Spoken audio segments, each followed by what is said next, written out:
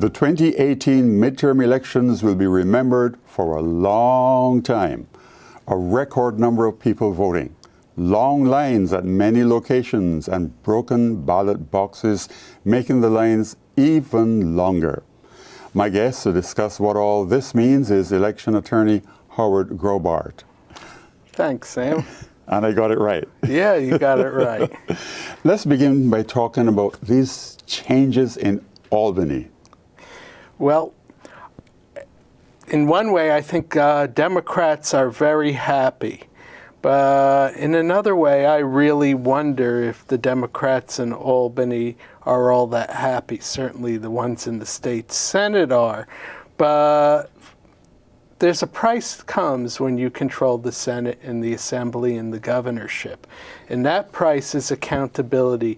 You can no longer say, I want to do all these wonderful things. We've tried to do all these wonderful things, but we're blocked by those damn Senate Republicans. Now it's time to put up or shut up. And it remains to be seen whether they're going to live up to that challenge. So let's talk about the change of Democrats and the change on the Republican side. Well, Democrats picked up, what is it, like 8 seats in the state Senate. They have a margin that is as wide as any I think I've seen since I've been living in New York State, 17-seat margin. Simcha Felder, who had the Senate in the palm of his hands and made it bend to his whim because he could pick either side and make them the majority, now is in irrelevancy. And all of a sudden, the Republican Party, which always had a big piece of the action in Albany, whether there was a Republican governor or not, now has been marginalized. And the margin is so big that there is going to be no surprise coups or anything like that. No amigos, no IDC, no one who is going to be able to, the Democrats have enough margin, they can let people off the hook on a vote that's uncomfortable for them. And that's going to give them the responsibility of being accountable. You talked about accountability earlier. Explain that. Well, when you no longer can just pass one House bills and say, we passed this, this, and that, but it got blocked by the Senate, people are going to expect you to come forward on things that you say you are for that I am dubious people really are for. Why are you for dubious? instance, Yeah. election reform. A lot of people have a lot at stake in the status quo and whether we're going to have real meaningful election reform. Whether we're going to have a single-payer health insurance system in New York, I think remains to be seen. It's very easy to pass one-house bills. When those one-house bills get a consensus in both houses, they often have to go and totally rewrite them because no one cares what's in a one-house bill. You know, when it's actually going to become law, you have to get serious. And now the Democratic Party in New York State is going to have to be serious and put up or shut up on so many issues where they've made so many promises to people and said, if only we had a majority in the Senate. Well, they have a majority in the Senate, and now it's time for them to produce.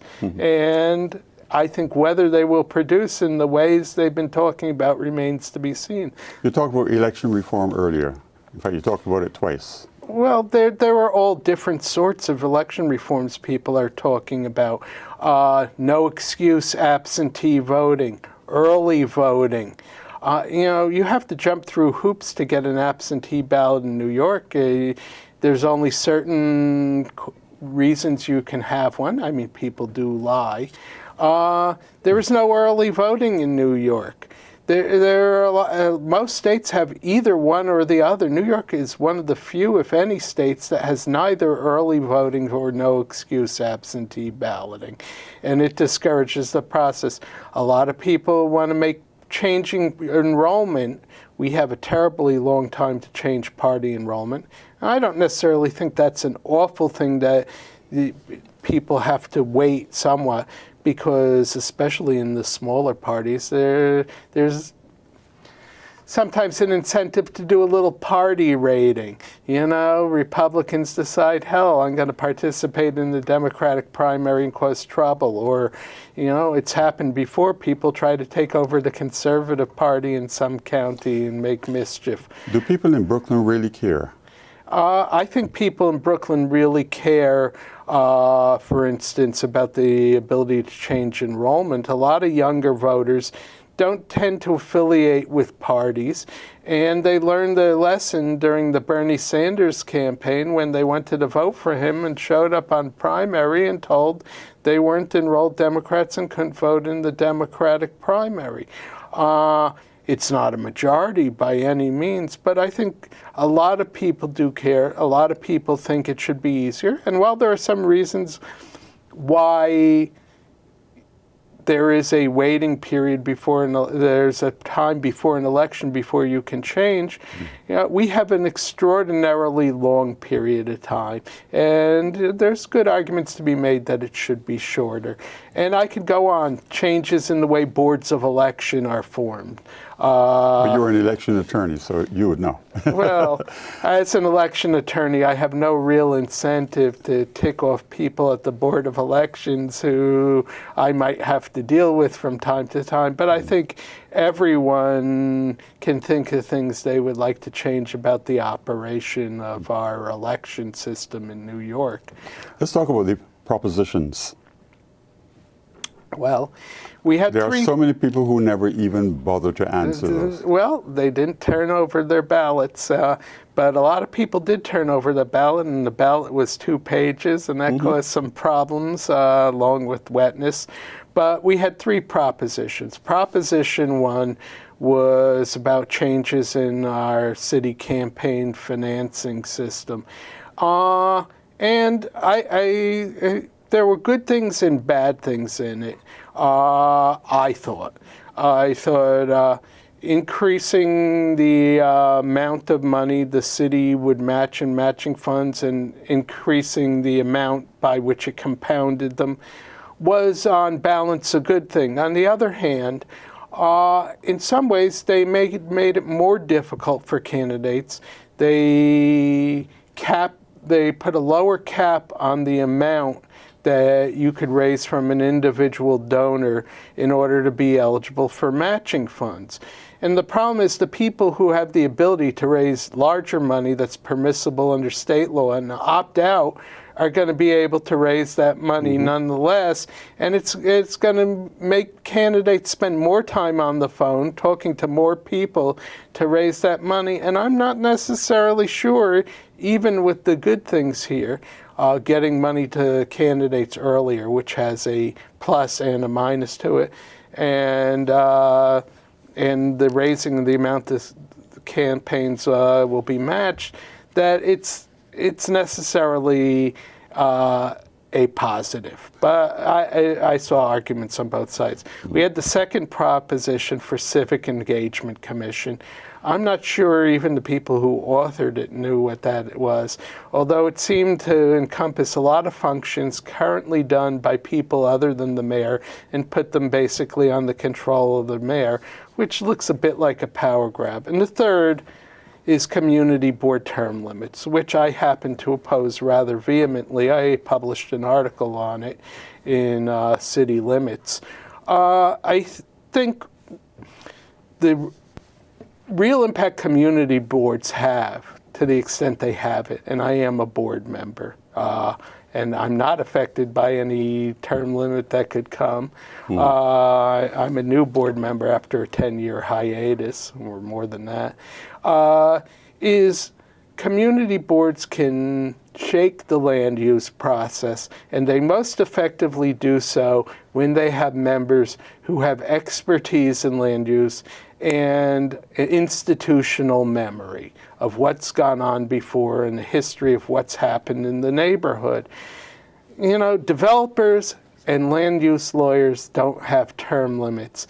And I'm not sure that we're not going to regret when these are eventually instituted what we lose. And because a majority, You know, one of the council members in my area, Brad Lander, happened to support the proposition. I said to him, Brad, why don't you just impose term limits on the people you appoint? Mm-hmm. That he wouldn't do. Yeah. But I do think it makes it easier for those people who want to spur more development. I'm actually getting the wrap up. 30 seconds. Talk about the other proposition. Well, I think we did all three. The three. I thought there was a fourth. No, there were three. Just three. There was. I didn't. I kept turning the ballot. I didn't see anything else. You didn't see anyone. Okay. Well, thank you, Howard Grobard. Thank you, Sam. Always a pleasure. Howard is an election law attorney. And in a short while, you'll be meeting this week's Young Academic Achiever, another one of Brooklyn's outstanding students. And attorney Wayne Marsh will be talking to Francesca Meves about some of the many challenges young black men are facing. Coming up soon, Rudy Daly will be face-to-face with another Brooklyn student, this week's Young Academic Achiever. What does it mean to be a young black man from the Caribbean living in New York? That's the discussion you're about to hear. Francesca? Thank you, Sam.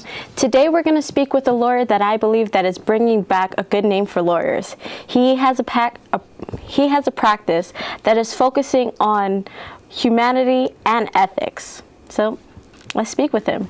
Thank you so much for being with us. Thank you. Good night.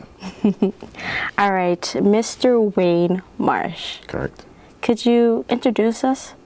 Well, good night, everybody. My name is Wayne, and I've been in practice in Brooklyn for the past, actually, I celebrate my third year as a solo practitioner owning my own firm on Eastern Parkway in Crown Heights. Mm-hmm. My practice focuses primarily on immigration matters and family law. Mm. So as a family law and immigration, as you said, mm-hmm. So what is your typical clientele? Generally, I'm serving in regards to immigration law, the Caribbean community. Mm. And that ranges from persons doing citizenship application to family-based petitions. In relation to my family law practice, for some reason, I find myself representing primarily single women. And there are certain unique challenges that I face or I've come across, have seen that relates to single women, mm-hmm. and particularly with black boys. Mm-hmm. So when you're interacting with these single moms, I know there's like special requests that they seem to ask you, or what's your relationship when you come across these kind of clients? Well, what I've seen over the past 3 years is that majority of my clients tend to be women, as I said, mm-hmm. and somehow they struggle with youths, mm-hmm. in the sense that a father is not in the home and there's no positive role model, there's no one to really fashion and shape the development of the child. That in itself presents certain challenges where the children are concerned, the boys in particular. If you walk along Eastern Parkway, there are certain areas you would notice that boys are often hanging on the streets. You don't see girls, and that in itself presents a certain dynamics in the court, in the family courts, and the major problem, the major issue that I see is one of lack of direction. You know, these young boys or young men knowing what it means to be a man, how to refuse or to claim their own identity without feeling a need to belong to certain groups, without feeling a need to prove their manhood to anybody. That's the major issue that I see. So you're a lawyer, but you find yourself being a counselor, maybe even a role model to your clients or your clientele. So what happens when you're being really honest with your clients or with your client's son? How do they receive it?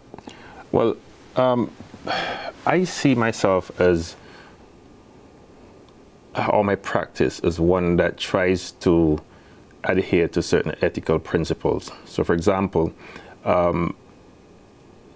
as lawyers, we're into business. That is what we do. We're here to, in a capitalist society, and we try to make money.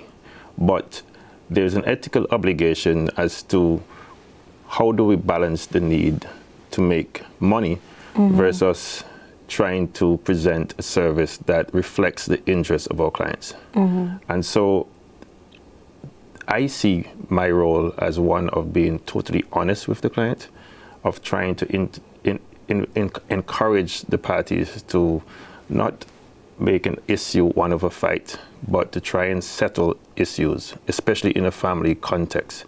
Because ultimately, the parties, mother, father, you may not like each other, but the reality is that both of you did actions or did certain actions that produce a child.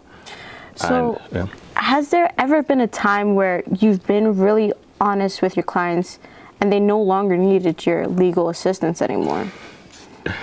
It happens. It has happened, and whenever it happens, I'm happy because my role is not to prolong litigation. My role is to encourage parties to get along. And I think it's an ethical obligation that we have to ensure that we do the best for the child that is involved, in the sense that when parents argue, there are only two winners, oftentimes, possibly three. And those winners are the attorney who represents the mother, the attorney who represents the father, and perhaps the attorney who represents the children. But the losers, and the bigger loser is often the child. The second bigger loser is the mother and the father.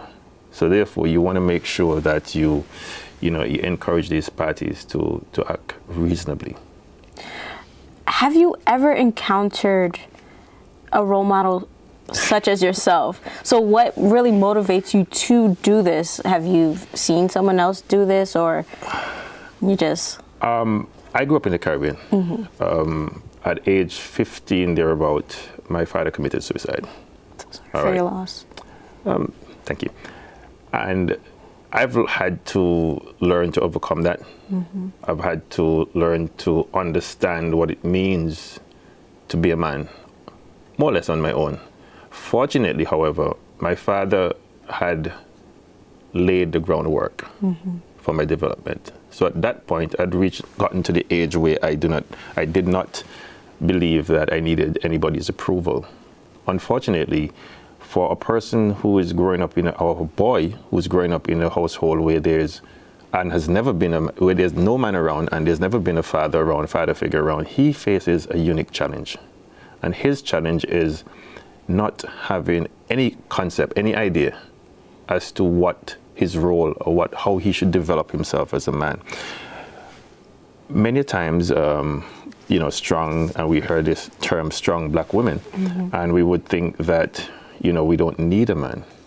I've had situations where clients have said, listen, can you please embrace my child?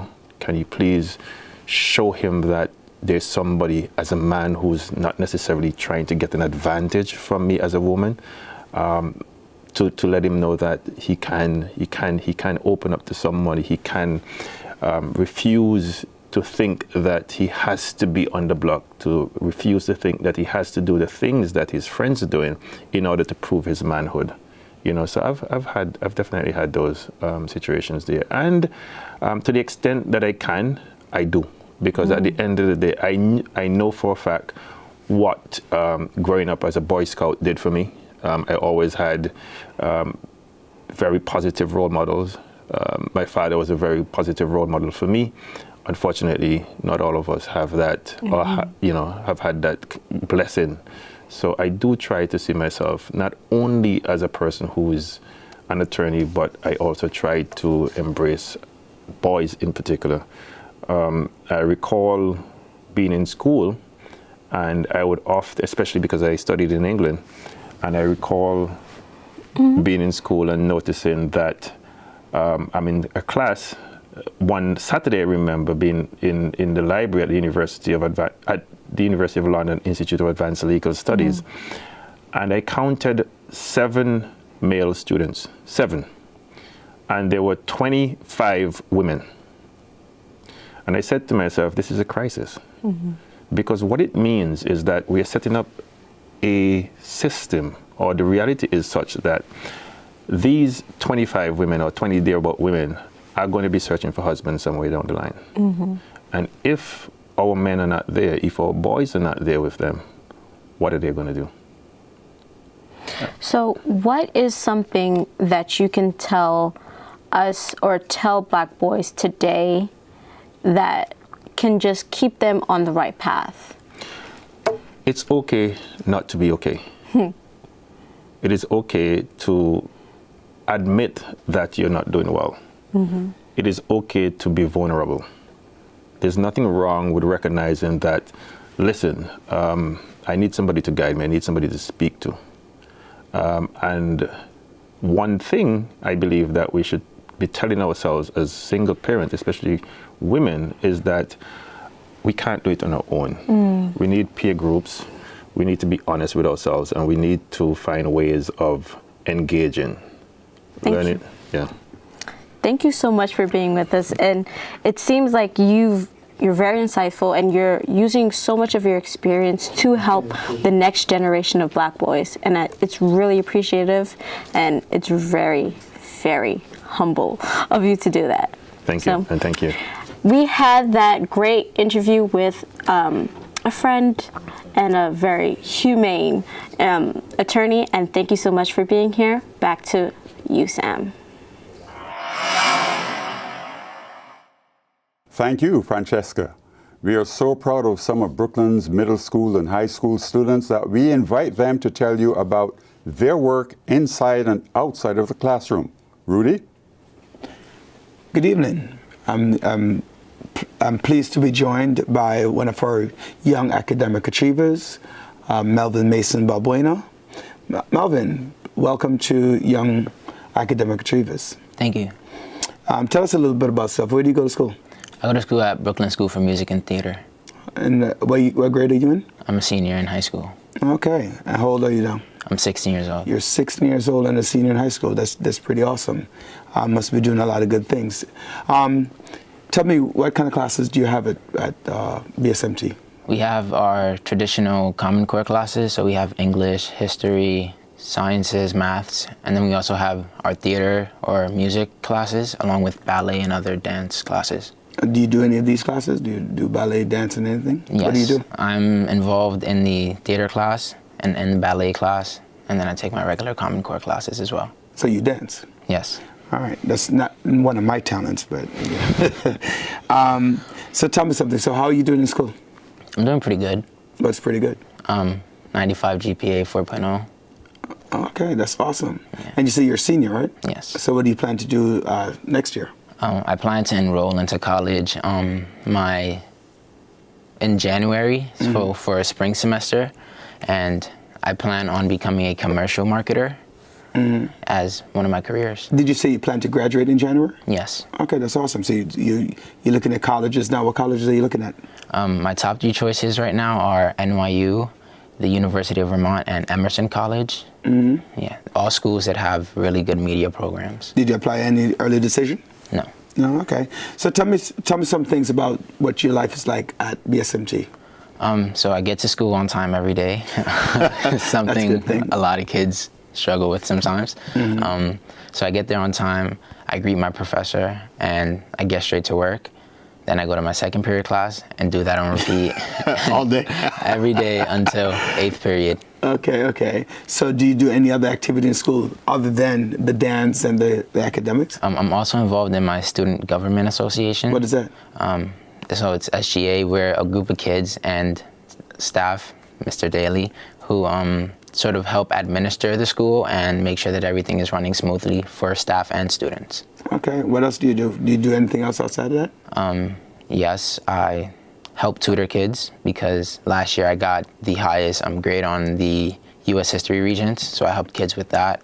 And I just make sure that my school is a comfortable space. Okay.